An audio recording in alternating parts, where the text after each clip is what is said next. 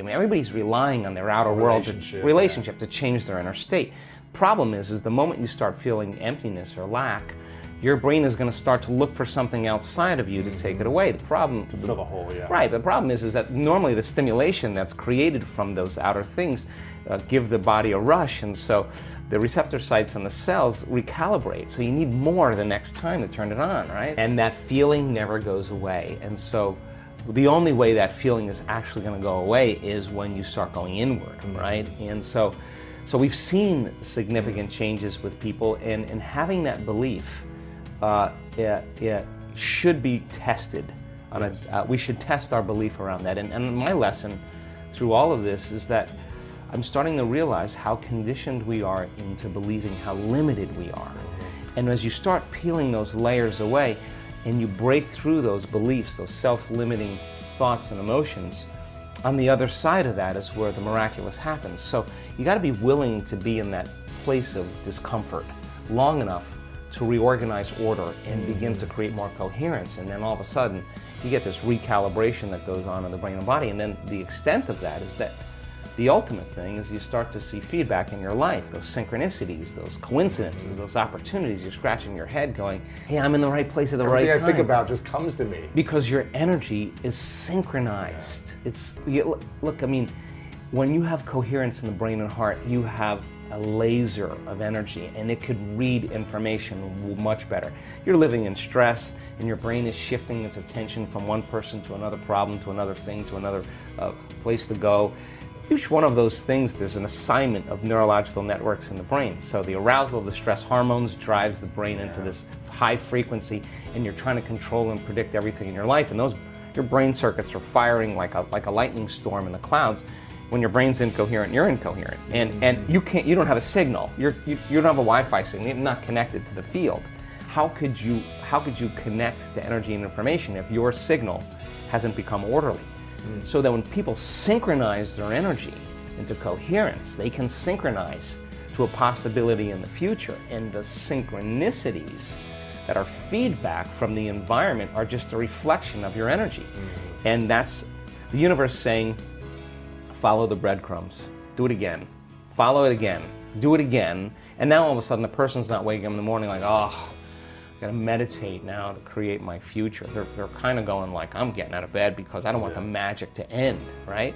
They want to sustain that state so that the old reality that they've lived in begins to transform into something new. And because there's no longer a vibrational match with everyone and everything in their past, present reality, there's a vibrational match to their future, and now their future is starting to give them signals.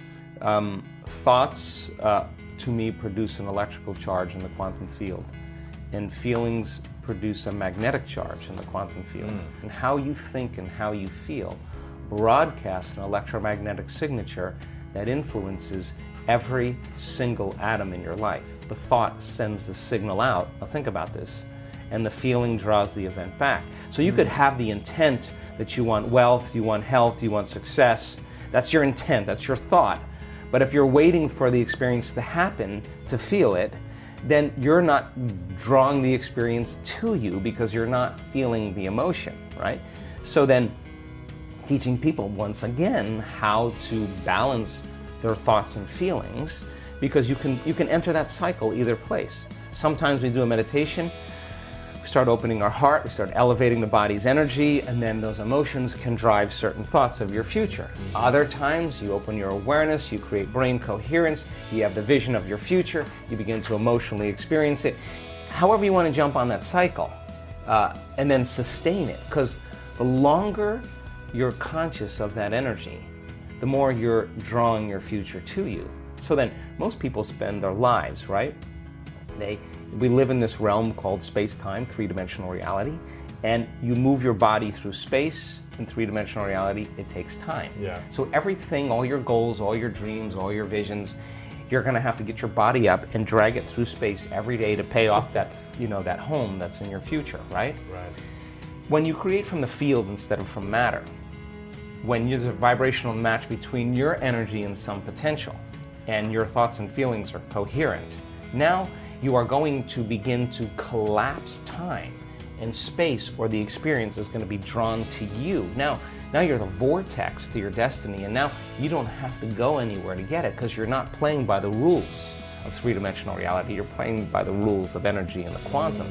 So teaching people how to do this and getting better at it, then all of a sudden they're not forcing and controlling outcomes. In fact, they're trusting and surrendering to outcomes because they don't want to get in the way. Because the moment you start trying to predict when it's going to happen or how it's going to happen, you're overlaying a known over a place where there should be an unknown, right? So teaching people how to do that means we have to lay down the very thing we used our whole life to get what we want for something greater to occur, right? And so that transcendental moment is something that we're working on demystifying. And you could be a gluten-free person, you could be a gluten-full person. You could drink wine, not drink wine. You could be rich, you could be poor, you could be any color, any shape, any size. In fact, you can't tell me you're too old to do this work. You can't tell me that. We got elders in this work that we show you their brain scans and you'd be blown away. They know how to do it. You can't tell me you're too sick to do this work. We got people that have reversed stage 4 cancer numerous times. And yeah, it took a Herculean effort to do it, but they love themselves for it. You can't tell me that you're too out of shape or too overweight or too underweight. You can't. I've seen it all shapes and sizes. You can't even tell me that you had a brutal past. And people that have had very, very dismal pasts that are free, that are happy people.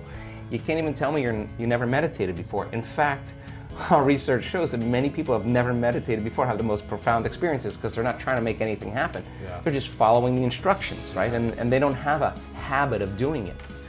So we don't want to exclude anybody in the process. We want to include everybody. So it turns out that our events tend to draw a good portion of men because of the science. We have a lot of children now, that are, teenagers that are coming and people in their 20s. We have a great community of elders. We have, in our events sometimes 63 different cultures coming to countries coming to our events of between 50 and 65. So we want to make it so inclusive that community becomes the side effect because with a community of like-minded, similar energy of people, everybody understands, they get one another. Communities tends to be the thing now that, in terms of our social media and the feedback we're getting, everybody wants more community because you get 1,000 people in an audience and their energy is synchronized. Now you're looking at something so much bigger. We're just going to measure this. I just talked to a researcher yesterday. We're going to measure 1,000 people when they reach that synchronized moment when we know that the entire social coherence in the room is orderly. Then if you're producing an ambient, coherent magnetic field in your heart and you're tuning into a thought or an intent, and you got 1,000 people doing that, and your energy is going to start interfering and commingling with the person who's next to you.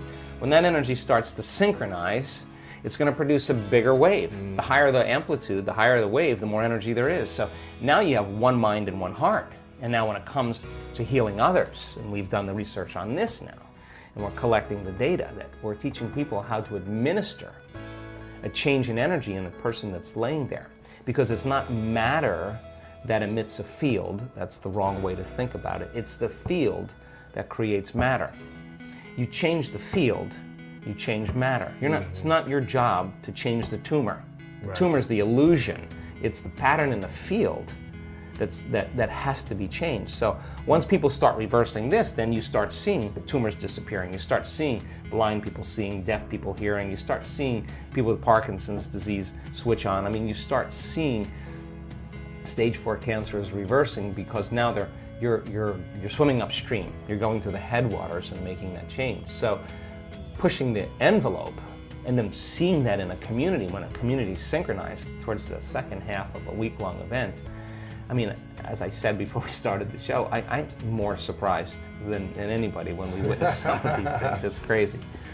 So, complete the quote challenge. Can you complete the inspiring quote and give us the right answer? If you can, and if you can do it first, you're the daily winner. In the last video, we were asking for 2 words. The quote was Joe Dispenza's, and it goes like this. When you think from your past memories, you can only create. The correct answer was past experiences. So, when you think from your past memories, you can only create past experiences. Congratulations to everyone with the correct answer. It wasn't so hard, was it? Today we are also looking for 2 words of the quote that belongs to Joe Dispenza. It goes like this. Same thoughts always lead to the... Write your answers in the comments below the video. Be the first one and win this challenge. Do you like this way of ending the videos? What do you think about this video? Did you like it? If you did, don't forget to subscribe and hit that bell button so you don't miss my new videos and new challenges. Give your thumbs up if you like what we do and share this video with your friends. If you really like what we do here and want to support us, you can join our channel and our community for a symbolic fee and gain many other additional features. You can do that by clicking the join button next to the subscribe button. Or you can click on the link in the description of this video. Stay good and have a great day.